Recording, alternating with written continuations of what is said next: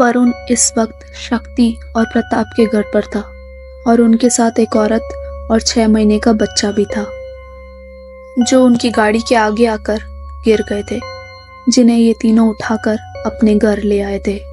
शक्ति की माँ: मुझे तो लगा था ये औरत इस लड़के की पत्नी है। शक्ति: अरे ऐसा बिल्कुल भी नहीं है, ये तो मुसाफिर है, इनको सुमेरा गांव जाना है और ये औरत अभी हमारी गाड़ी के आगे आके टकरा गई, तो फिर इसे हम यहाँ ले आए। प्रताप: चलो इसे आराम करने दो, अभी मुझे भी नींद आ रही है, मैं सोने जा रहा हूँ, और अपने कमरे की तरफ चल देता है, जो शायद ऊपर के माले पर था। शक्ति: आइए वरुण सर, आप भी आराम कर लीजिए, मैं आपको आपका कमरा दिखा देता हूँ। वरुण को एक कमरे की तरफ लेकर बढ़ जाता है। शक्ति की माँ वहीं उस औरत को बैठकर उसके माथे पर सहला रही थी।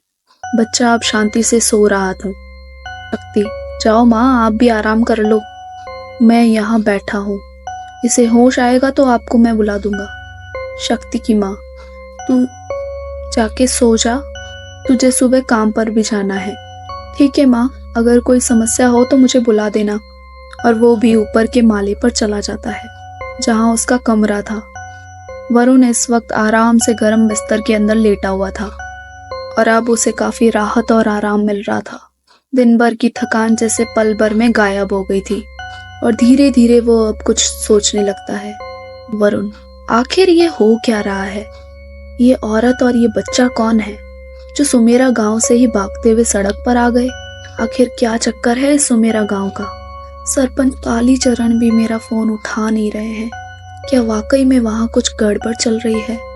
और ये दोनों भी तो बता रहे हैं कि वहाँ तंत्र मंत्र न जाने क्या क्या होता है। मुझे तो लग रहा है मेरा सफर यहाँ लंबा होने वाला है, वहाँ कुछ तो होगा, यह अंदाजा मुझे अभी से ही होने लगा है। पर अब सबसे बड़ी दिक्कत ये है कि सरपंच साहब अभी तक फोन क्यों नहीं उठा रहे, और फिर उनका फोन लगना बंद क्यों हो गया है? क्या वो मुझे इग्नोर कर रहे हैं या फिर कुछ बड़ी बात है? अब इन दोनों के द्वारा बताई गई कुछ बातों पे मुझे कुछ और ही लग रहा है। क्या कालीचरण जी किसी मुसीबत में है, या फिर अब वो भी नहीं चाहते कि मैं यहाँ आऊं और फिर मुसीबत में फंस जाऊं, इसीलिए वो मुझे इग्नोर कर रहे हो? या फिर ऐसा भी हो सकता है कि कोई और नहीं चाहता कि मैं यहाँ आऊं और फिर चुपचाप अपनी रजाई से मुंह ढक के सो जाता है, यही ज्यादा अच्छा है, और फिर गहरी नींद में चला जाता है। दूसरी तरफ क्या हुआ, तुम खाली आता है? वो प्रियंका और उसका बच्चा कहाँ है? ठाकुर साहब, वो हमारे हाथ से निकल गए, हमने हर तरफ बहुत अच्छी तरीके से देखा, पर पता नहीं कहाँ गायब हो गए, और बाहर इतनी ज्यादा धुंध छाई है कि दूर तक कुछ नजर नहीं आ रहा। इसी बात का वो औरत फायदा उठा ले गई। क्या बकते हो? अनिरुद्ध ठाकुर के हाथ से कोई कैसे बच के निकल के जा सकता है? और आगे बढ़कर उस आदमी का गिरेबान खींच लेते हैं। अनिरुद्ध ठाकुर: कालिया, मेरी बात ध्यान से सुनो, अगर तू उसे ढूंढ के नहीं लाया तो मैं तेरे और तेरे परिवार की हत्या करके मगरमच्छों को खिला दूंगा। आ गई बात तेरी समझ में? कालिया: जी ठाकुर, मैं आपकी बात समझ गया, पर आप ये समझने की कोशिश कीजिए कि हमारे आदमियों ने हर कहीं उसे ढूंढा पर वो नहीं मिली। अनिरुद्ध ठाकुर कुछ सोचता है और देखो, वो इस इलाके के बाहर नहीं गई होगी। तुम चारों तरफ के रेलवे स्टेशन के एरिया में अपने आदमियों को फैला दो, वो रेल में बैठकर ही किसी जगह जाने की कोशिश करेगी, क्योंकि अगर वो पैदल ही निकली तो हमारे आदमियों की नजर में आ जाएगी। कालिया: ठीक है ठाकुर साहब, मैं ऐसा ही करता हूँ। अनिरुद्ध ठाकुर: हाँ, एक बात और, ये भी हो सकता है कि वो इस इलाके में किसी के घर में छुप गई हो, किसी ने उस पर दया दिखा दी हो, आखिर छोटे बच्चे वाली जो है, इसलिए अपने आदमियों को इस काम पर भी लगाओ और पता करो किसी के घर में ऐसी औरत आई है या नहीं। कालिया: ठीक है ठाकुर साहब, मैं पता करवाता हूँ। अनिरुद्ध ठाकुर: जाओ, अब निकलो यहाँ से, और गुस्से से सबको दफाओ, जाओ यहाँ से। कालिया अपने कंधे पर रखा कंबल ओढ़ता है और वहां से निकल जाता है अपने आदमियों के साथ। अनिरुद्ध ठाकुर: कहाँ चली गई होगी ये प्रियंका, पर जहां भी है आना तो तुझे मेरे पास यहीं पड़ेगा। मैं तुझे कहीं से भी लेकर आऊंगा। और गुस्से से अपने कमरे की ओर बढ़ जाते हैं। अगले दिन ठंड के दिनों में 6 बजे तो अंधेरा ही रहता है, पर गांव का माहौल होने के कारण यहाँ लोग जल्दी उठ जाते हैं। शक्ति के घर में भी सुबह जल्दी उठकर पशुओं की देखभाल का काम भी शुरू हो चुका था। चारा पानी उपलब्ध करवाया जा रहा था। घर के आंगन में बंधी गाय और भैंसें शोर मचा रही थी। उस औरत को भी होश आ चुका था, जो रात को कार के आगे आ गिरी थी और इस वक्त अपने बच्चे को दूध पिला रही थी। शक्ति की माँ उसके लिए खाने के लिए कुछ लेके आ गई थी और बड़े प्यार से उसे सांत्वना दे रही थी। शक्ति की माँ, यहाँ तुम्हें डरने की कोई जरूरत नहीं, आराम से रहो। लाओ बच्चा मुझे दे दो, तुम तब तक ये दूध पी लो और खाना खा लो। और अपने बच्चे को वह उसे पकड़ा देती है। उसे अब शक्ति की माँ पर विश्वास होने लगा था। शक्ति भी उठकर वहीं आ चुका था और उस औरत को होश में आया देख थोड़ी राहत की सांस लेता है। शक्ति, माँ इन्हें होश कब आया? शक्ति की माँ, रात को 3-4 बजे आ गया था। ये काफी घबरा गई थी, पर मैंने उन्हें समझा बुझाकर शांत कर दिया और अब ये ठीक है। शक्ति उस औरत की तरफ देखता है और वो औरत उसे काफी भोली दिखती है। शायद 20-21 साल की ही उम्र होगी उसकी। उसे उस औरत पर तरस और दया आने लगती है। शक्ति, कल रात आप मेरी ही कार के आगे आ गई थी और फिर आपको हम यहाँ ले आए। अब कैसी तबीयत है आपकी? जी अभी ठीक है। और आपका बहुत बहुत शुक्रिया जो आपने मेरी मदद की। शक्ति मन ही मन में, मदद तो सच में वरुण ने की है। और फिर क्या नाम है आपका? मैंने पहले इस इलाके में आपको कभी नहीं देखा। और उसकी तरफ जिज्ञासा से देखता है। और जी मेरा नाम प्रियंका है और ये मेरा 2 महीने का बेटा विक्की है। मेरा ससुराल सुमेरा गांव में ही है। 1 साल पहले ही मैं यहाँ ससुराल में आई हूँ। ओह, तभी मैंने आपको ज्यादा नहीं देखा, शक्ति कहता है। वरना सुमेरा गांव में तो हमारा आना जाना लगा ही रहता है। हमारी वहाँ जान पहचान है। वैसे वहाँ आप किसके यहाँ पे ब्याह के आई हुई है? प्रियंका, मैं हेमंत सिंह की पत्नी हूँ। शक्ति, हेमंत सिंह वही जिनका घर गांव के एक साइड में है, जिनके पिता का नाम हिम्मत सिंह है, आप उन्हीं की बात कर रहे हैं? प्रियंका, जी हाँ, मैं उन्हीं की बात कर रही हूँ। शक्ति की माँ, अच्छा अब सवाल जवाब बाद में कर लेना, पहले अपने काम निपटा ले, पशुओं का दूध निकाल ले। शक्ति मुस्कुराते हुए, ठीक है माँ, और बड़े प्यार से प्रियंका की तरफ देखते हुए और बच्चे को छूकर वहां से निकल जाता है। वरुण भी उठ चुका था और अपने कमरे से बाहर आकर, आंटी जी शक्ति कहाँ है? शक्ति की माँ, वो तो पशुओं के साथ लगा हुआ है, तुम बैठो, मैं तुम्हारे लिए चाय लेकर आती हूँ। वरुण उस औरत को जागा हुआ देखकर हल्के से मुस्कुराता है और उसी के पास आकर बैठ जाता है। वरुण, कल रात आप हमें सड़क के बीच बेहोश पड़ी मिली थी। आप एकदम से हमारी कार के आगे आ गई थी। आपको चोट तो नहीं लगी है ना? प्रियंका, जी नहीं, मैं ठीक हूँ। वरुण, आपका नाम क्या है? शक्ति की माँ चाय लेकर आते हुए, अरे सब एक साथ बैठकर ही पूछ लो, क्यों बेचारी को बार बार परेशान कर रहे हो? अभी शक्ति परेशान कर रहा था, अब तुम आ गए। लो चाय पियो। और उसकी तरफ चाय का ग्लास बढ़ाती है। वरुण मुस्कुराते हुए चाय का ग्लास ले लेता है। चलिए कोई बात नहीं, एक बार और बता दीजिए। मेरा नाम प्रियंका है और ये मेरा बेटा विक्की है। वरुण गर्म चाय का आनंद ले रहा होता है और उसे वाकई में तसल्ली महसूस होती है इस ठंड में भरे चाय के ग्लास को पीने में। शक्ति भी काम निपटाकर वहां आ पहुंचा और, अरे आप उठ गए? वरुण, जी हाँ, बस आंटी की बनाई हुई चाय पी रहा हूँ, बहुत ही बढ़िया चाय बनाई है। और अब मुझे छोड़ने किस टाइम पे चलोगे? शक्ति, 8 बजे के करीब निकलेंगे, तब तक आप नहा धो लीजिए, नाश्ता पानी करके ही जाना होगा। वरुण, मैंने आप लोगों को बेवजह ही परेशान कर लिया, पर आप फिक्र मत कीजिए, आपका ये एहसान मैं अवश्य चुकाऊंगा। और फिर बड़ी जोर से हंसता है। शक्ति, अरे इसमें कैसा एहसान, ये तो हमारा फर्ज था और अब ये बात कर ही हो रहे होते हैं कि आंगन के मेन गेट को कोई बजाता है। शायद गेट पर कोई आया हुआ था। शक्ति, इतनी सुबह सुबह कौन आ गया? देख कर आता हूँ। वरुण का दिमाग एकदम से कुछ आभास कराता है। सुनो शक्ति, इस लड़की के बारे में कुछ पूछने आया हो तो साफ इनकार कर देना। मुझे यही लग रहा है कि कोई इसके बारे में ही पूछने आया होगा।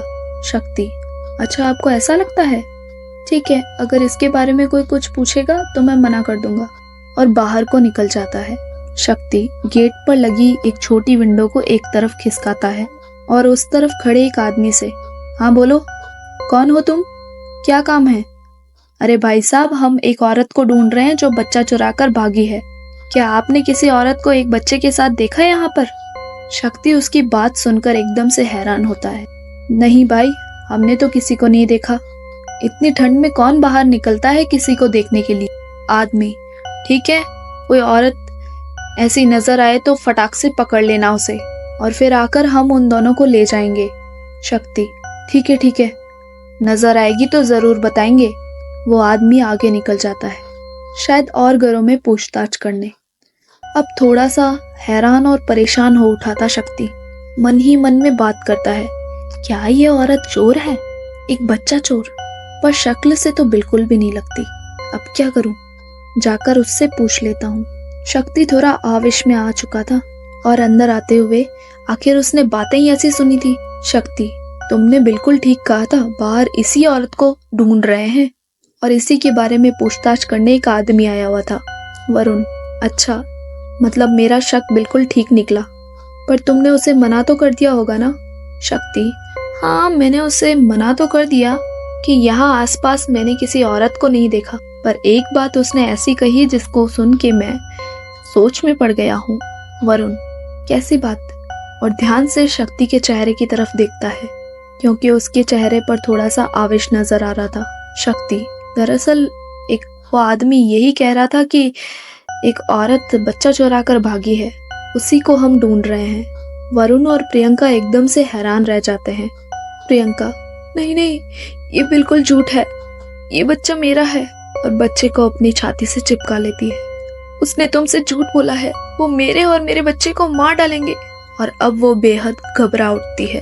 शक्ति की माँ जो रसोई में काम कर रही थी, प्रियंका की ऊंची आवाज सुनकर वो भी वहां आ पहुंचती है। क्या हुआ? शक्ति, कुछ नहीं माँ, अभी बाहर एक आदमी आया था और बोल रहा था कि एक औरत बच्चा चुरा कर भागी है, अगर दिखे तो हमें बताएं। बस मैं इसी से यही पूछताछ कर रहा था कि ये बच्चा किसका है।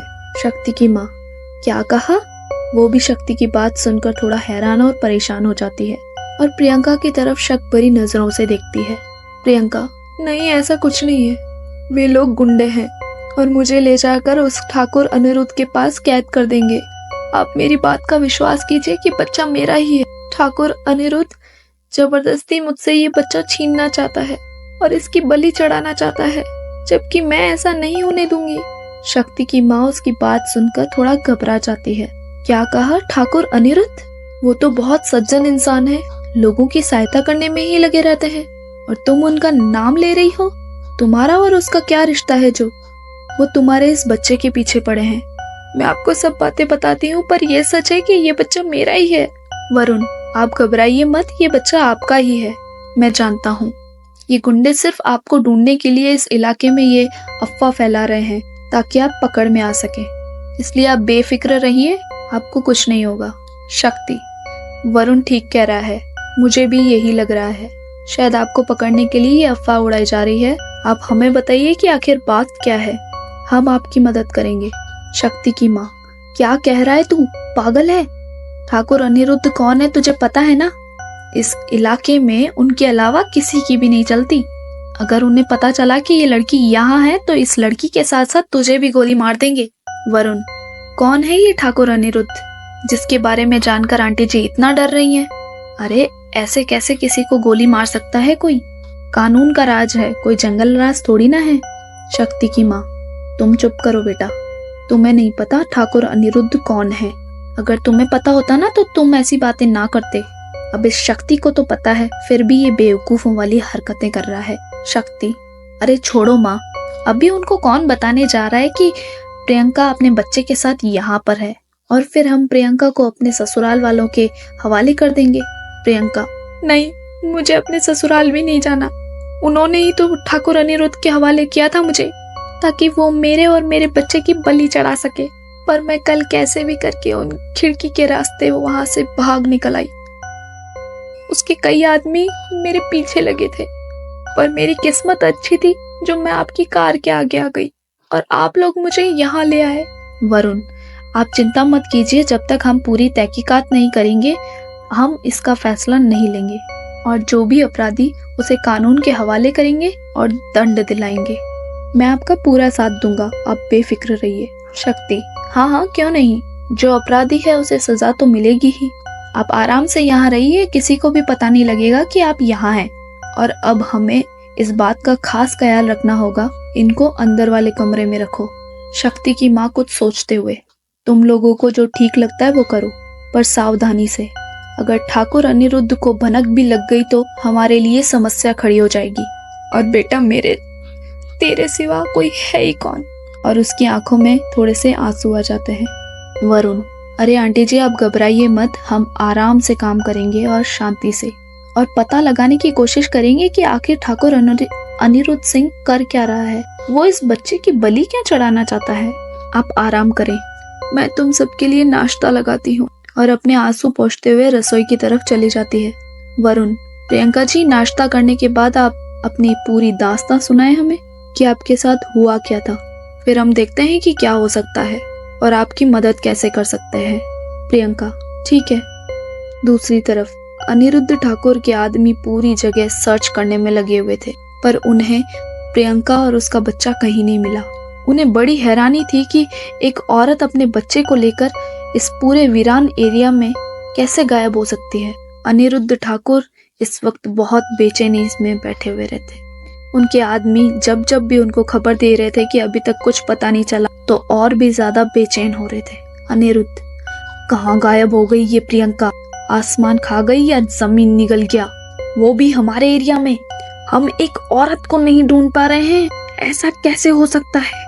कालिया, ठाकुर साहब, मुझे तो लगता है वो ट्रेन में बैठकर निकल गई है, शायद हमारे आदमियों से बच के।